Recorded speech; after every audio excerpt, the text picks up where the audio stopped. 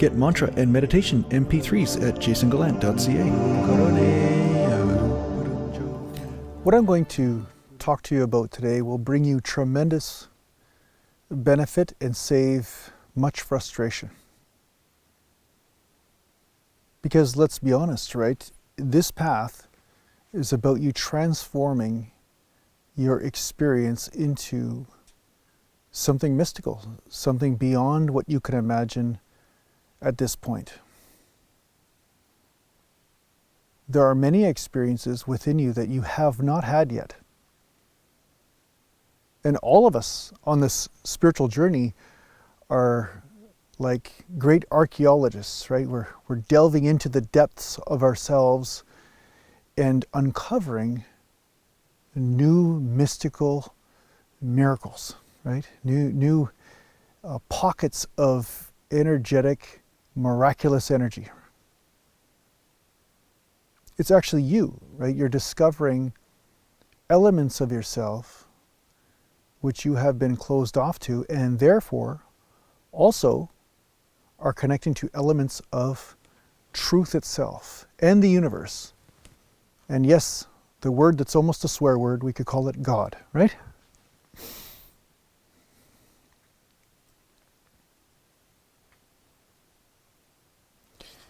But where a lot of people get trapped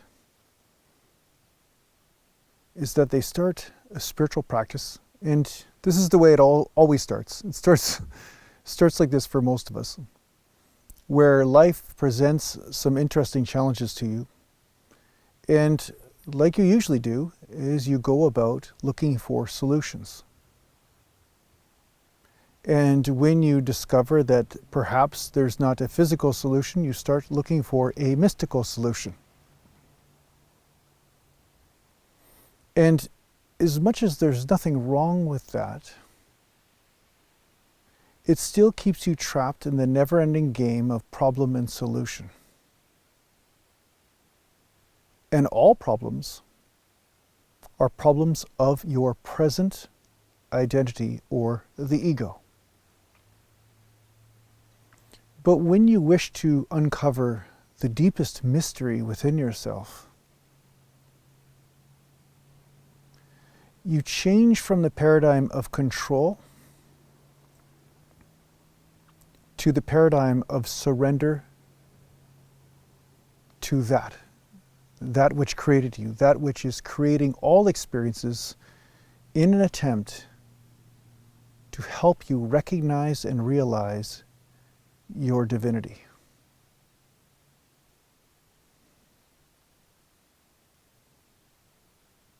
So it's great to refine the ego and become good at survival and good at doing lots of things.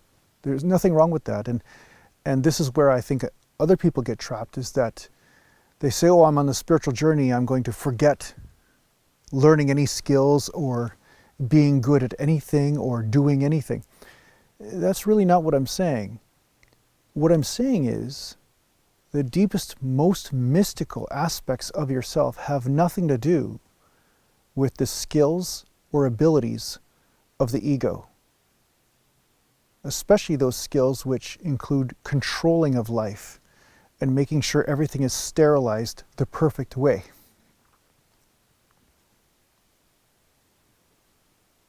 Right? The ego has preferences. It says, I don't want this and I want that. I want more of this and I don't want any more of that, right? But if you wish to become free of this game, internally, you realize the truth. And that is, this game does not matter in the context of your own immortality.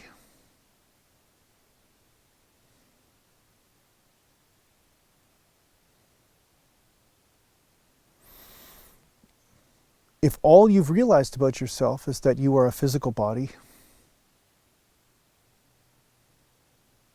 and that you are this identity, this thing you taught yourself and were taught by your conditioning, then of course everything matters a lot. But when you experience something within you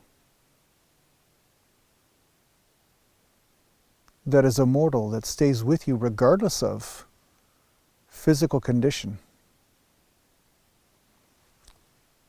then the control of life isn't the primary goal of your existence.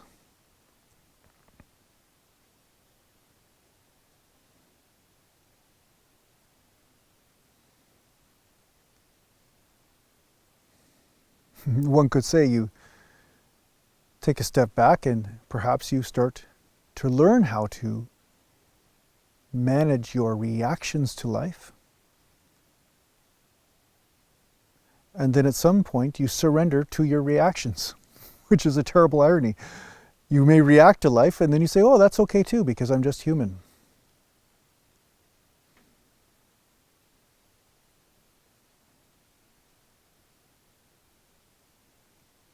So you're surrendering to your humanity. Who you truly are is surrendering to that. Surrendering to aspects of the ego that happen, the discomforts and comforts of life and the preferences that go with it. But when you remember that you are not that you are just that itself, the infinite, and the connection to that which created you, then all things can come and go, and they have a much different context. There's a much different priority at that point of what you really need in order to just function, right? Because you're wallowing in the bliss of your own existence and the connection to the divine, and that is the soothing balm to all of the suffering of life. And this is what we're delving deeper into.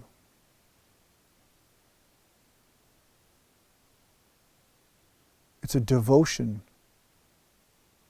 It's a devotion to creation itself, not a rejection, and then in turn trying to control everything. It's much like the Sufi path, right? I'm by no means an expert on the Sufi path, but I know that it involves much devotion to God in all forms within your life.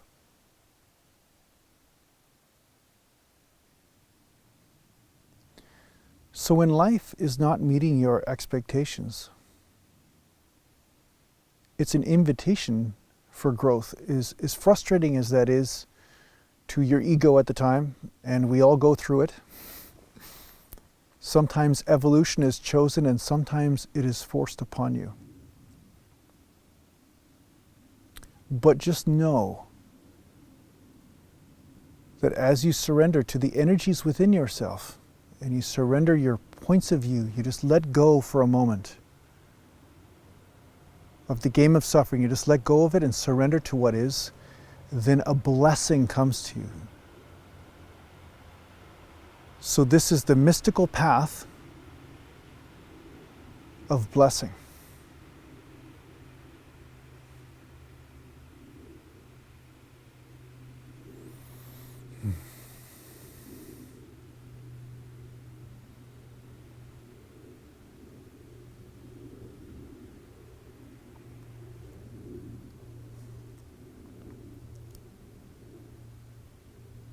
All of the divine is giving you gifts.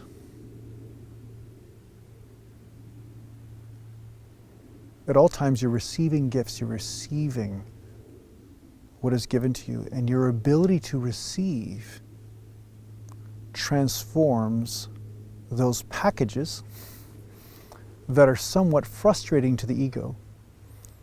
This receiving transforms those packages into your bliss.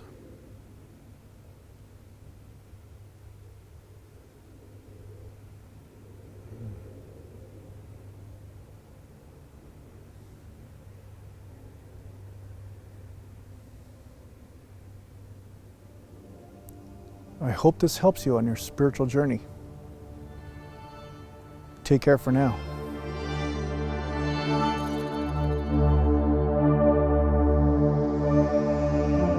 Are you interested in working with a spiritual teacher in a formal setting?